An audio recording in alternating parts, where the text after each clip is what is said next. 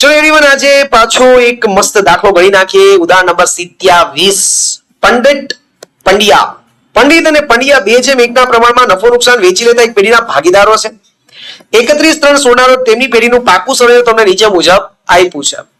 એમાં તમને આપી છે સૌથી પહેલા દાખલાની શરૂઆત ક્યાંથી કરવાની છે ફ્રેન્ડ્સ? મૂડી લખીને. તો ચાલો મૂડી લખીને લખો.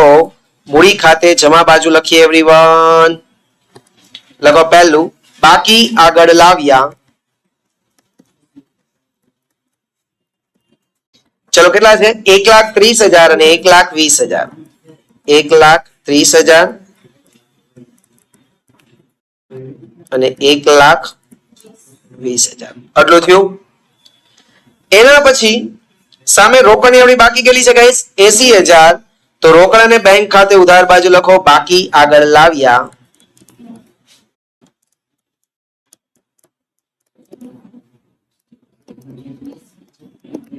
ચલો એટલું સમજાવો કે ન સમજાવો બધાને એવરીવન? ઓકે આગળ.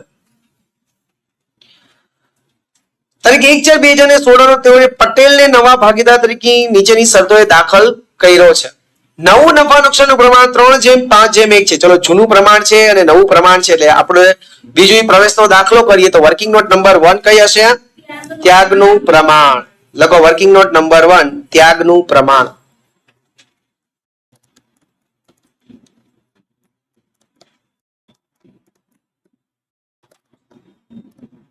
ત્યાગનું પ્રમાણ. શું નામ છે ત્રણેય નામ? પંડિત, પંડ્યા, પટેલ. પંડિત, પંડ્યા, પટેલ. જૂનો ભાગ કેટલો આપ્યો છે પંડિત ને પંડ્યાનો? 2/1. 2/3. 1/3. નવો ભાગ કેટલો છે? 3/5/1. નવો ભાગ 3/5/1 એટલે કે 5 ને 3 8 ને 1 કેટલા થશે ગાઈસ? 9 9 9. ક્લિયર એવરીવન બધાને? ત્યાગ બરાબર જૂનો ભાગ માઇનસ નવો ભાગ. આપણે વાત કરીએ છીએ ગાઈસ પંડિતની. પંડિતનો જૂનો ભાગ કેટલો છે? 2/3 માઇનસ નવો ભાગ કેટલો છે? 3/9. હવે જુઓ ગાઈસ કે ઓલાના જે નવો છે એના છેદમાં તો 9 છે અને આના છેદમાં કેટલા છે? 3. એટલે એ ચાલે નહીં. તો એના માટે આપણે આના છેદ સરખા કરવા હોય તો શું કરવું પડશે? તો કે આને ઉપર નીચે ગુણી દઈએ. કેના વડે ગુણી દઈએ? 3 3 વડે. એટલે છેદમાં 9 આવી જાય. એટલે અહીંયા થઈ ગયા 3/2 6 3 3 9 માઇનસ 3/9 છેદ સરખા એટલે 3/9. આને હજી ટૂંકું કરવા જાતા નહીં કારણ કે ઓલરેડી આપણે ટૂંકું કરેલું છે. આને શું કહેવાય ગાઈસ? ત્યાગ. ક્લિયર? પંડિત આવ્યું પછી કોણ આવ્યું છે ગાઈસ? પંડ્યા. પંડ્યાનો જૂનો ભાગ કેટલો છે? 1/3. નવો ભાગ માઇનસ 5/9. તો આને ઉપર નીચે 3/9 કરવા માટે આને પણ છેદને 3 વડે ગુણશું. છેદને ગુણો તો અંશને પણ ગુણવા પડે. 3 × 3 3 3 9 માઇનસ 5/9 માઇનસ 2/9 લાભ. ક્લિયર બધાને ફ્રેન્ડ્સ? આવડું? શ્યોર? ચલો તો તમને બધાને ખબર છે કે જ્યારે લાભ આવી જાય આની અંદર તો આપણે મેં તમને લગાવ્યું છે કે ત્યાગ હંમેશા જમા હોય અને લાભ હંમેશા કેવો હોય? ઉધાર. એટલે આપણે પંડ્યાને શું કરવું પડશે? ઉધાર કરવું પડશે. બરોબર છે કે ત્યાગ જમા અને લાભ ઉધાર. બરોબર છે? ઓકે આગળ. પટેલ મૂડી તરીકે 50,000 રોકડમાં લાવશે. ચલો પટેલ મૂડી તરીકે 50,000 રોકડમાં લઈ આવે તો ધંધામાં રોકડ આવે તો ઉધાર. ચલો રોકડ અને બેંકમાં ઉધાર બાજુ લખો ગાઈસ 50,000 રૂપિયા. સામેના ખાતાનું નામ પટેલના મૂડી ખાતે અહીંયા ઉધાર તો પટેલભાઈના મૂડી ખાતે શું કરી દેવાનું ગાઈસ જમા 50,000 રૂપિયા સામેના ખાતાનું નામ રોકડ અથવા બેંક ખાતે ક્લિયર બધાને ફ્રેન્ડ્સ આવડું ઓકે આગળ લોન પર છેલ્લા વર્ષનું વ્યાજ ચૂકવવાનું બાકી છે તો પેલા તો લોન છે કેટલાની જોઈ લો છીએ 10% લોન કેટલી છે 50,000 પેલા જ્યાં આપી છે ત્યાં લખી આવ્યો મૂડી દેવા બાજુ લખી નાખો 10% લોન 50,000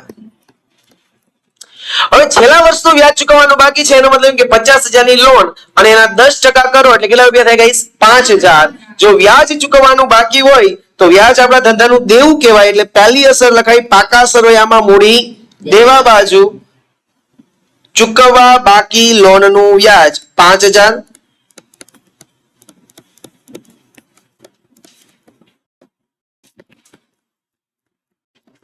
5,000 અને આ 5,000 રૂપિયા વ્યાજ ચૂકવવાનું બાકી હોય આપણે ચોપડે નથી લખ્યું હવે આપણે લોકો ચોપડે લખીએ તો આપણને ખર્ચ થઈ જાય નુકસાન થઈ જાય ને એ આપણે પુનઃ મૂલ્યાંકન ખાતે શું કરી દેવાનું છે ફ્રેન્ડ્સ ઉધાર કરી દેવાનું છે 5,000 રૂપિયા ચૂકવવા બાકી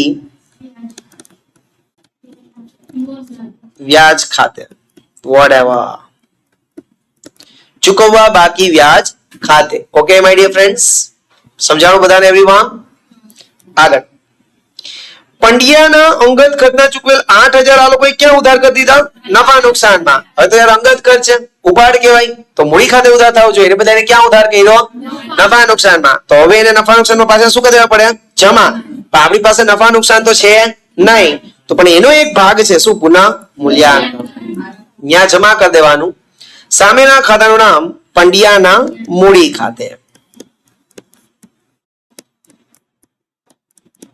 કાઉન્સમાં લખજો અંગત ખર્ચના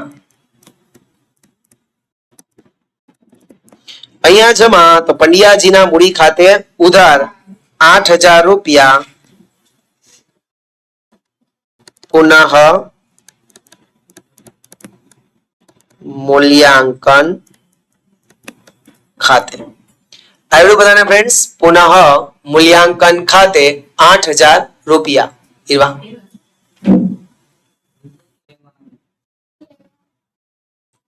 ઓકે એના પછી આગળ જુઓ ગાઈઝ આગળ પુનર્ગઠનના ખર્ચના 12,000 રૂપિયા કોને ચૂકવા છે પંડિતે ચલો પુનર્ગઠનનો ખર્ચ તો થયો છે તો ખર્ચ તો છે એ પુનઃ મૂલ્યાંકન ખાતે કેવો હોય ગાઈઝ ઉધાર 12,000 રૂપિયા પણ આ ખર્ચ છે એ આપણે નથી ધંધાએ નથી ચૂકવો કોને ચૂકવો છે પંડિતે તો હું અહીંયા લખીશ પંડિતના મૂડી ખાતે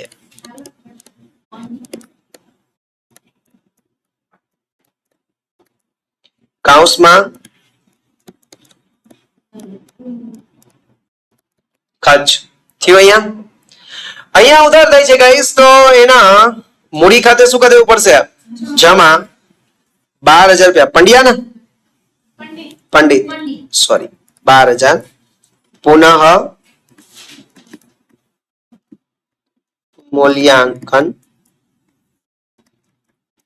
ખાતે ક્લિયર બધાને ફ્રેન્ડ્સ આવડું કે ન આવડું કન્ફર્મ ઓકે પાઘડીનું મૂલ્યાંકન રૂપિયા 2,70,000 રાખવામાં આવ્યું ચલો પાઘડીનું મૂલ્ય કેટલું નક્કી કર્યું છે 2,70,000 તો લખો વર્કિંગ નોટ નંબર 2 3 2 કોણ આવવાનું છે નવો પટેલ તો પટેલના ભાગની પાઘડી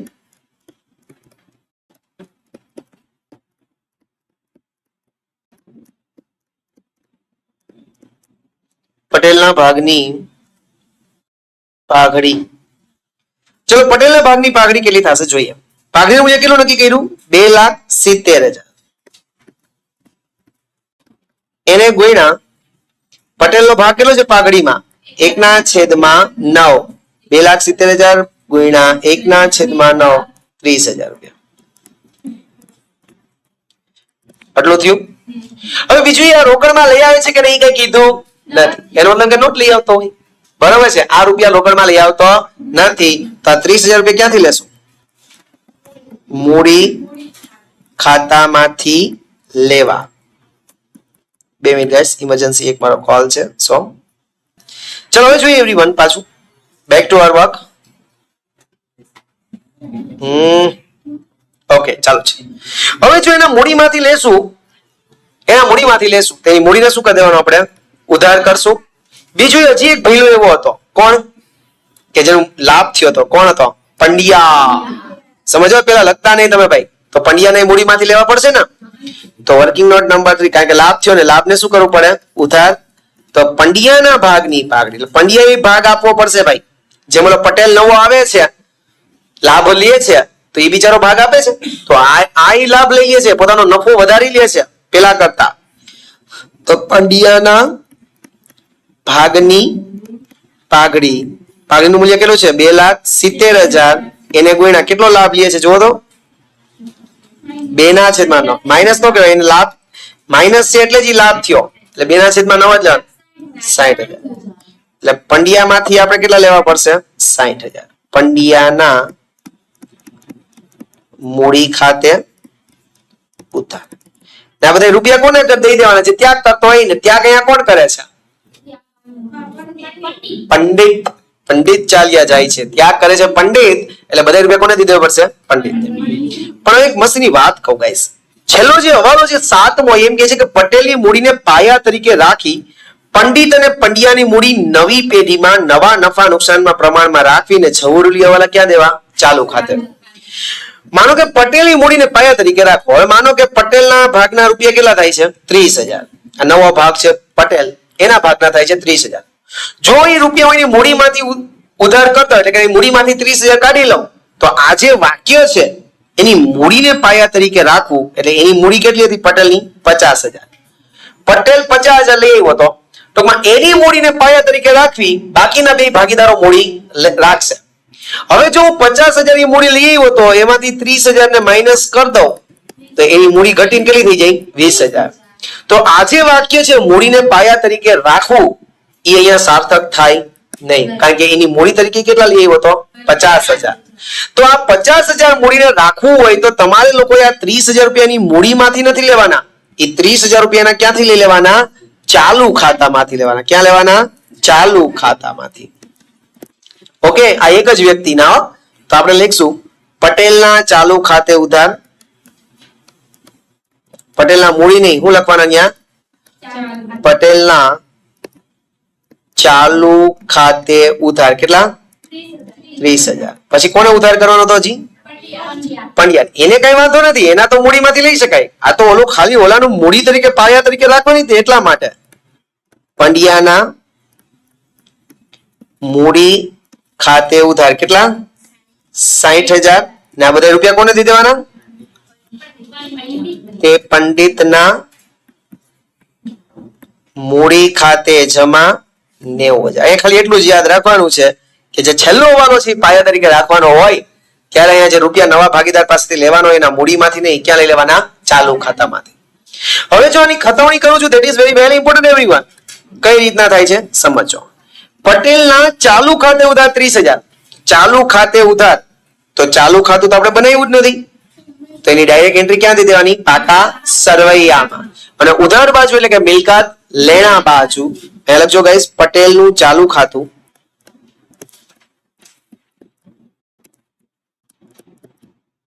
$30,000. પછી બીજી લાઈન વાંચો, પંડ્યાના મૂડી ખાતે ઉધાર 60,000. તો પંડ્યાનું મૂડી ખાતું તો છે આપણી પાસે, છે ને? ખાતે કેટલા લખવાના? 60,000. સામે વિગતમાં સામેના ખાતાનું નામ, એટલે કે જે જમા ખાતું છે ને ઈ, અને જમા કોનું હતું? પંડિતનું. તો અહીંયા લખવાના પંડિતના મૂડી ખાતે થાશે. અને ત્રીજી લાઈન વાંચીને ખતવણી કરો કે પંડિતના મૂડી ખાતે જમા. તો પંડિતનું મૂડી ખાતું જમા બાજુ 90,000 લખવાના છે, પણ સામે બે ખાતા છે ઉધારમાં, એક 30,000 છે અને એક 60,000 છે. આ 30,000 જે હતું એ પટેલના ચાલુ ખાતે હતું, અને આ જે 60,000 હતું એ પંડ્યાના મૂડી ખાતે હતા. સમજાણું? આ એક જ હવાલો ભૂલ ખવડાવે એવો બાકી એકેય હવાલો નથી એવરીવન. આ હવાલામાં બધા લોકો ખાસ ખાસ ખાસ ધ્યાન રાખજો. એના પછી છેલ્લો હવાલો કે પટેલની મૂડીને પાયા તરીકે રાખી પંડિત અને પંડ્યાની મૂડી નવી પેઢીમાં નવા નફા નુકસાનના પ્રમાણમાં રહેશે. એટલે વર્કિંગ નોટ નંબર કેટલામી બનશે? ચોથી. Working note number 4. પંડિત અને પંડ્યાની આખરની મૂડી. પંડિત અને પંડ્યાની આખરની મૂડી. જનરલી આપણે આખરની મૂડી દર વખતે પ્લસ જમા બાજુ સરવાળો એમાંથી ઉધાર બાજુ માઇનસ કરીએ અને પછી જે આવે એ કરતા. પણ આ વખતે એને કીધું કે નહીં, એમ આખરની મૂડી નથી ગોતવી. અમે કહીએ ને એમ તમારે આખરની મૂડી ગોતવાની છે. તો આપણે કીધું ભાઈ કેમ ગોતવાની છે? તો કે ભાઈ નવા પ્રમાણમાં રાખવાની છે. તો નવું પ્રમાણ શું છે? પેલા તો પંડિત પંડ્યા પટેલ. નવું પ્રમાણ કયું છે ગાઈસ? 3:5:1. બરોબર છે. હવે જો વાક્ય શું હતું કે પટેલની મૂડીને પાયા તરીકે રાખી. એટલે પટેલ દીકરાની મૂડી કેટલી હતી? 50,000 હતી. ને આ મૂડી કયા પ્રમાણમાં રાખવાની છે? નવા પ્રમાણમાં. એટલે કે 1/50,000. તો 5 ભાગે કેટલી? 1 ભાગે પટેલના કેટલા હતા? 50,000 હતા. તો 5 ભાગે આના કેટલા થવા જોઈએ? 2,50,000 થવા જોઈએ. થવા જોઈએ ને? એવી જ રીતે પટેલ પંડિત ની વાત કરીએ કે 1 ભાગે કેટલા હતા? 50,000. 3 ભાગે કેટલા થવા જોઈએ? 1,50,000. 1,50,000, 2,50,000 and 50,000. ક્લિયર બધાને એવરીવન? સમજાણી કે નહીં સમજાણી આ વાત? સમજાણી? ઓકે. આ આપણી એવી આખરની મૂડી. હવે આમાં જો રૂપિયા કઈ વધઘટ થશે તો એ હવાલો મૂડી ખાતે રોકડ ખાતે ક્યાંય ન દેવાનો. એ વધઘટના રૂપિયા આવે તો એ હવાલો ક્યાં દેવાનો ફ્રેન્ડ્સ? ચાલુ ખાતે. ચાલુ ખાતું તો બનાવ્યું જ નથી. તો એનો મતલબ એવું થઈ ગયું કે સીધી અસર ક્યાં થઈ જવાની? પાકા સરવૈયામાં. Now okay with this guys, that is to say જય દ્વારિકાધીશ. मौत की फिक्र नहीं, किसी पे कोई बस नहीं, क्या जिंदगी है ठोकरों पे वार दूं. बाकी આગળ લઈ ગયા 1,50,000, પછી 2,50,000 અને પછી 50,000 થઈ ગયું. હવે આખરની મૂડી મળી ગઈ છે તો હું ડાયરેક્ટ પેલા પાકા સરવૈયામાં લખી નાખું એટલે ચિંતા મારી ઓછી થઈ જાય. તો હું અહીંયા જાઉં પાકા સરવૈયામાં, મૂડી દેવા બાજુ લખી નાખું ગાઈસ. મૂડી શું આવશે? પંડિત પંડ્યા પટેલ. કેટલા હતા? 1,50,000, 2,50,000 અને 50,000. બેન 3 લાખ નથી, ફાકા મારમાં. ચલો થયું બધાને એવરીવન? કન્ફર્મ? ઓકે આગળ.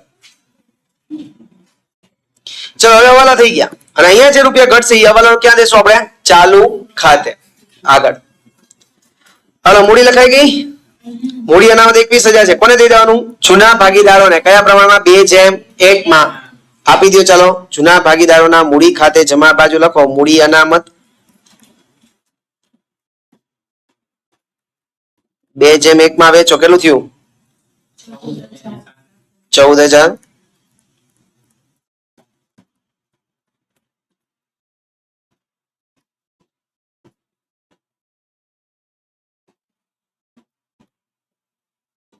ચલો એના પછી કારીગર બચત ખાતા. તો બચત ખાતા તો એ ધંધાનું દેવું જ છે એટલે એને ક્યાં લખાય? મૂડી દેવા બાજુ.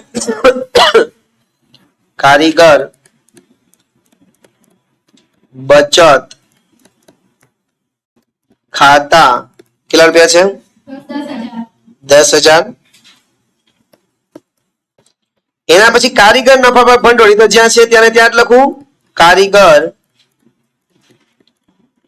નફા ભાગ ભંડોળ કેટલા રૂપિયા છે? 12,000. પછી લેણદારો કેટલા છે? 57,000.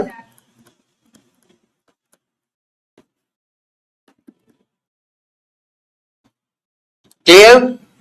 એવરીવન સામેની બાજુ જઈએ.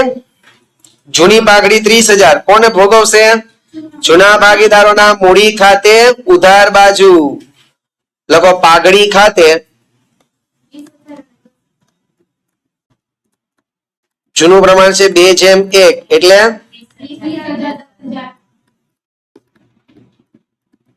now okay my dear friends મકાન જેમ છે મકાન ફર્નિચર સ્ટોક ને દેવાદાર બધું એમને લખી નાખો જ્યાં આપ્યું છે ત્યાં ને ત્યાં છે. ચલો મકાન કેટલાનું આપ્યું છે? 2 લાખ. પછી ફર્નિચર પછી સ્ટોક કેટલો? કેટલા? 26 કે 36? ઓકે 26,000 ને પછી દેવાદારો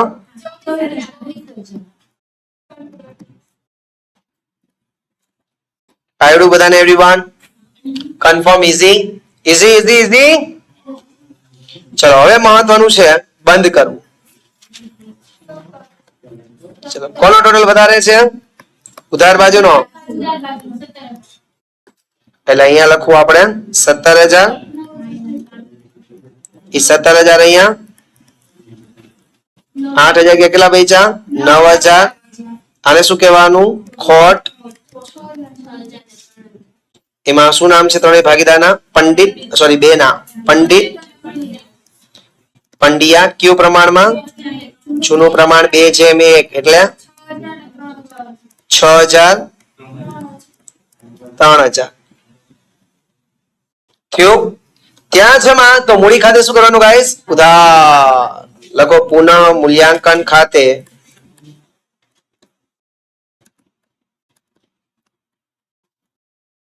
કેટલા? નાउ ओके एवरीवन चलो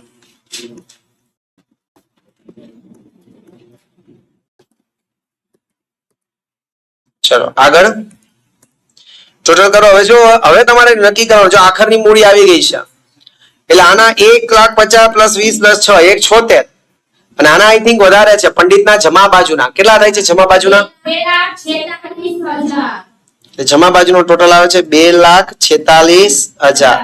એ ટોટલ હું અહીંયા લખું ફ્રેન્ડ્સ 2,46,000. તો 2,46 માંથી બધું માઈનસ કરી દો એટલે કેટલા ઘટ્યા? 70,000 ઘટે ને? પાકું છે 70,000. એ ક્યાં લખશો? બાકી આગળ લઈ ગયા તો લખાઈ નહીં કાકી તો લખાઈ ગયા છે. રોકડાને બેંક એને લખાય ચાલુ ખાતે તો અહીંયા લખવાનું પંડિતના ચાલુ ખાતે.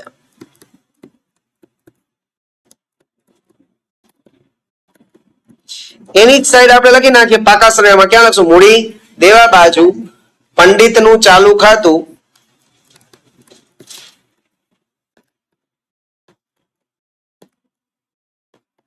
કેટલા રૂપિયા ગાઈસ? 70,000. 17 ક્યાંથી? હિન્દી ચાલુ કરી દીધું. 17,000 70 ને હિન્દીમાં 17 કહેવાય ને? 17 હિન્દીમાં. હા એમ જ હોય બેન. હાલો ઉધાર બાજુનો ટોટલ કરો. 3,31,000. 3,31 અહીંયા લખું. અહીંયા લખવાનું કોનું? પંડિયાના ચાલુ ખાતે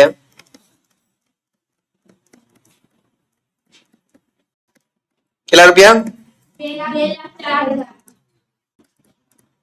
થયું અહીંયા? તો આ એની સાઈડ જ આપણે લખી નાખીએ મિલકત લેણા બાજુ લખો પંડિયાના ચાલુ ખાતે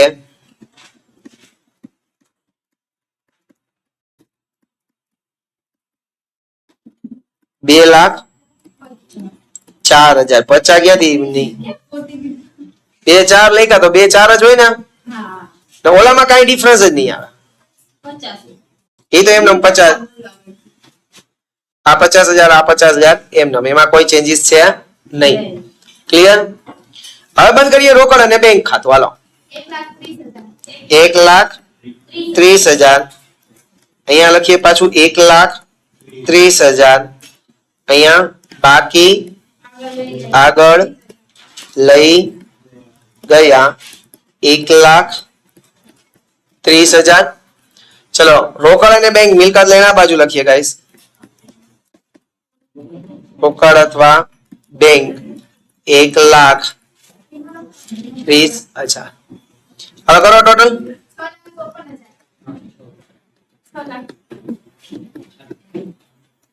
ઇઝી આવડ્યું બધાને? મળીએ નેક્સ્ટમાં. ત્યાં સુધી જય હિન્દ, જય ભારત, જય દ્વારકાધીશ.